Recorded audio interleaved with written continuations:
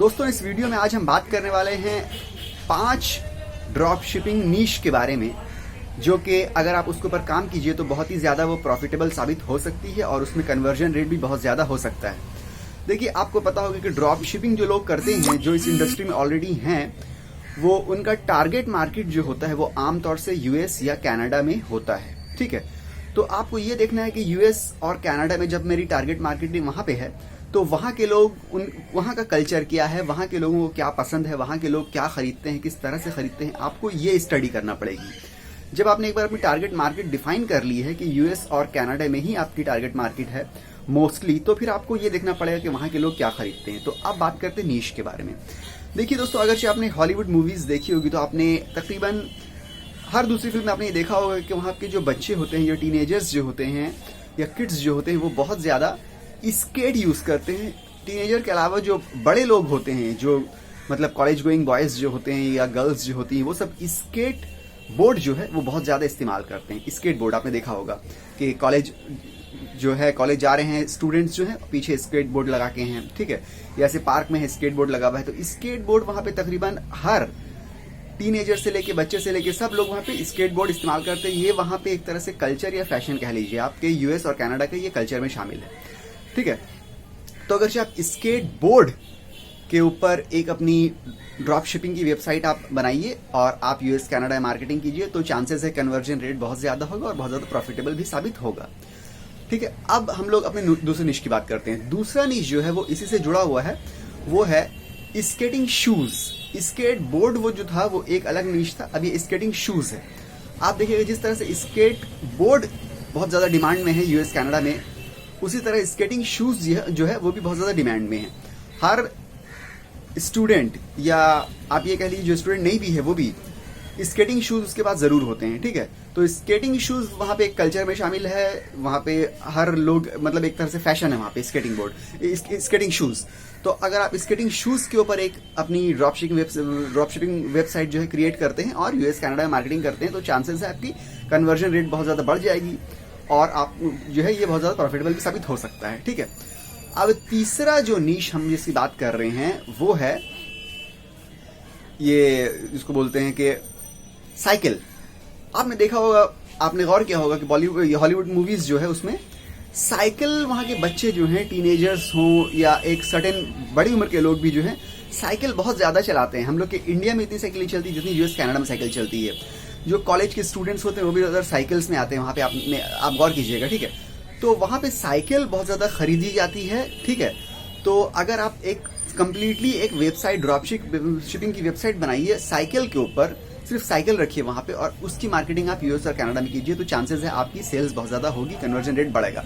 देखिए, बिकता क्या है? बिकता वही है जो लोग खरीदते हैं। ठीक है, तो आपका अगर टारगेट मार्केट कनाडा और यूएस है तो आपको वहाँ पे कल्चर में देखना पड़ेगा वो लोग आमतौर से क्या क्या चीज़ें खरीदते हैं, वहाँ पे किस चीज़ की डिमांड है और वही चीज़ की आपको मार्केटिंग करना पड़ेगी ताकि वो कन्वर्जन रेट जो है आपका बहुत ज़्यादा हाई रहे और वो लोग खरीदे उसको। ठीक है, जो चीज़ वहाँ पे बिकती नहीं है वो चीज़ वहाँ पे आप बेचिएगा तो कोई खरीदेगा नहीं।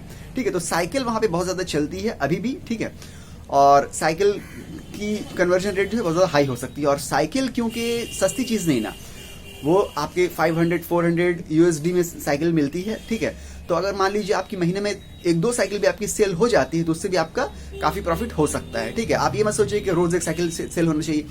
जिस चीज़ में प्रॉफिट मार्जिन आपका कम है उसकी सेल अगर आपकी ज़्यादा नहीं हुई तो फिर आपको ड्रॉप शिपिंग स्टोर बंद करना पड़ता है, क्योंकि वो आप मतलब आपके क्योंकि स्टोर में भी एक्सपेंसेस हैं। मगर ये जो हाई प्रॉफिट मार्जिन वाली जो प्रोडक्ट्स हैं जैसे बाईसाइकिल्स है, ये मान लीजिए आपकी महीने में अगर 2-4 भी सेल हो गई ना तो आपकी बहुत ज़्यादा आपको इनकम हो जाएगी इससे। ठीक है, तो आप बाईसाइकिल की एक स्टोर डाल सकते हैं। ठीक है, ये था तीसरा निश हम लोग का। अब अगर हम चौथे निश की बात करें तो देखिए, अभी जो टाइम है वो ज़्यादातर यंगस्टर्स जो हैं वो उनको एक हिप हॉप या क्या बोलते हैं उसको पॉप म्यूज़िक का बहुत ज़्यादा शौक है। तो हिप हॉप के ऊपर या रैप म्यूज़िक के ऊपर आपने देखा होगा जितने भी रैपर्स होते हैं या हिप हॉपर्स जो होते हैं वो एक उनके जो यूनिफॉर्म होते हैं या ड्रेसिंग सेंस जो होता है वो थोड़ा हट के होता है। ठीक है, ब्राइट कलर की टी शर्ट्स पहनते हैं, थोड़ा लूज टाइप का शर्ट पहनते हैं, एकदम ब्राइट ग्रीन कलर के शूज़ पहनते हैं, बड़े बड़े जो नेकलेस पहनते हैं, बहुत हेवी मतलब वेटेड नेकलेस पहनते हैं। बहुत ज़्यादा वो लोग ज्वेलरी जो आर्टिफिशियल ज्वेलरी बहुत ज़्यादा इस्तेमाल करते हैं, एक नहीं बल्कि 4-4, 5-5 नेकलेस पहनते हैं, बहुत सारी फिंगर रिंग्स पहनते हैं।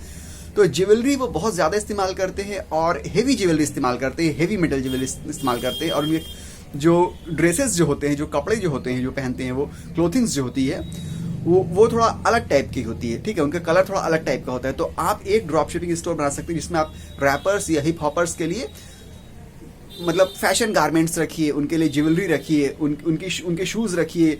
वो स्टोर आप कंप्लीटली हिप हॉपर्स और जो रैपर्स हैं उनकी फैशन एक्सेसरीज वहाँ पे आप सेल कर सकते हैं। और फिर टारगेट कंट्री आप यूएस कनाडा भी इसका दे सकते हैं, ठीक है। और ये भी बहुत ज़्यादा प्रॉफिटेबल साबित हो सकती है, क्योंकि जो ज्वेलरी वो इस्तेमाल करते हैं वो अगर एक्चुअल में देखा जाए, जहाँ से आप प्रोक्योर कीजिएगा ज़्यादा महंगी नहीं मिलती है, और इनको आप सेल कीजिएगा तो उसका 3 टाइम 4 टाइम आप ज़्यादा इनसे जो है चार्ज कर सकते हैं, क्योंकि यूएस कनाडा में उन ज्वेलरीज की वही प्राइस है, वही रेट है, ठीक है। ये था चौथा हम लोग का नीश। अब अगर पांचवें नीश की बात की जाए तो पांचवा नीश बहुत ही सिंपल है। स्नीकर्स बहुत ज़्यादा हाई डिमांड में है, सिर्फ यूएस कनाडा में नहीं बल्कि पूरी दुनिया में स्नीकर्स बहुत ज़्यादा बिकता है, बहुत ज़्यादा खरीदा जाता है। आप एक ड्रॉप शिपिंग स्टोर डालिए जिसमें आप सिर्फ स्नीकर्स सेल कीजिए, और target market US Canada UK जहाँ भी आप रखिए, स्नीकर्स हर जगह बिकता है, हर जगह खरीदा जाता है। स्नीकर्स का अभी बहुत ज़्यादा हाई डिमांड में है स्नीकर्स, ठीक है। तो ये स्नीकर के ऊपर आप ड्रॉप शिपिंग स्टोर एक डाल सकते हैं जिसमें सेल की जो मतलब जो रेट है वो बहुत ज़्यादा होगा। हालांकि प्रॉफिट मार्जिन हो सकता है कि बहुत ज़्यादा ना हो, मगर नंबर ऑफ सेल्स जो है या कन्वर्जन जो है वो बहुत ज़्यादा हो सकता है, ठीक है। तो दोस्तों ये 5 ड्रॉप शिपिंग नीश थी जिसके ऊपर अगर आप काम कीजिएगा तो चांसेस है कि आपको सक्सेस जरूर मिलेगी, आपके ड्रॉप शिपिंग स्टोर जो है वो हिट जरूर हो जाएगा और प्रॉफिट मार्जिन आपको बहुत ज़्यादा होने लगेगा। तो दोस्तों अगर ये वीडियो आपको अच्छी लगी तो प्लीज़ वीडियो को लाइक कीजिएगा। मिलते हैं अगली वीडियो में, जब तक के लिए गुड बाय।